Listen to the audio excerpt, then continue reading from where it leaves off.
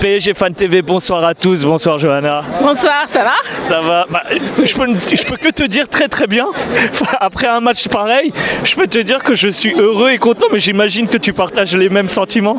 Mais c'est pire que ça, c'est du soulagement, c'est du bonheur, c'est aïe quoi, c'est bon, c'est une surprise totale parce que samedi j'étais un petit peu sceptique par rapport au match face à Strasbourg, on avait vraiment un petit peu galéré, mais là magnifique, presque rien à dire de mauvais, presque. On voit concrètement qu'on a dominé ce match, carrément, on l'a maîtrisé. Est-ce que pour toi il y a eu des acteurs qui ont fait que ce match a été pas facile, mais en tout cas maîtrisé?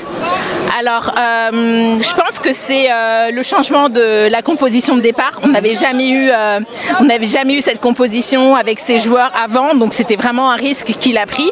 Ça a donné ses fruits, c'était assez fluide. On voyait que les joueurs n'avaient pas forcément besoin de se chercher, ils se trouvaient.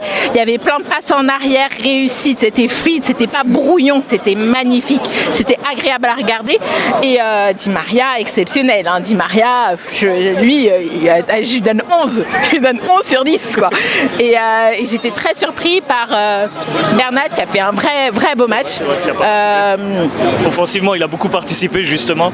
Et en défense aussi, parce qu'à un moment, Choupeau qui était un peu en défense, à un moment sur mon côté à moi, côté Auteuil, Paris, ce qui s'est passé, c'était vraiment exceptionnel.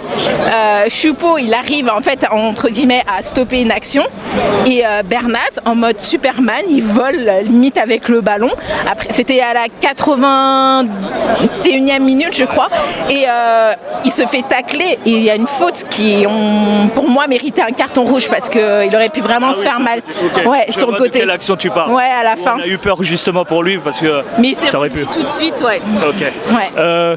Par la suite, on a vu, je vais te parler de l'autre côté justement, Meunier, qui a été un peu délicat au début, mais qui conclut très bien. Oui, mais après Meunier, ça faisait un moment qu'il n'avait pas joué, donc on peut mettre ça aussi. Faut prendre ça en considération. D'accord. Pour moi, déjà il a marqué. Faut pas oublier, il a marqué le 3e but et il a été aussi pour moi un acteur clé. Ce que je retiens plus dans ce match, c'est pas forcément l'attaque, c'est plus la défense et les latéraux. Et ce qu'on manquait un petit peu au PSG, ce qui est un peu fébrile, c'est justement nos latéraux.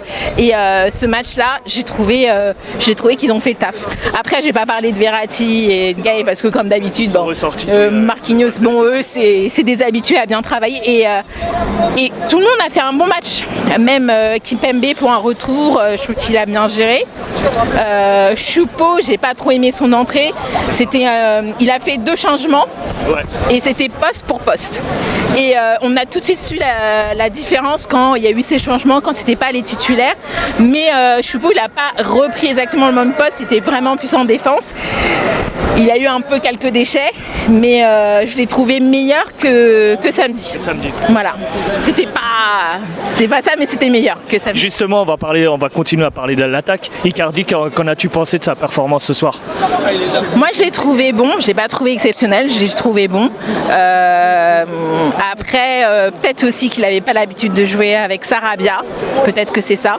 Mais lui tout seul, je l'ai pas trouvé excellent. Mais c'est le duo à 3-4 qui a fait le travail. Ok. Quels ont été les 3 meilleurs Parisiens pour toi? Di Maria, Angel, Bernat et Meunier. Très bien. Voilà. Un dernier mot pour conclure?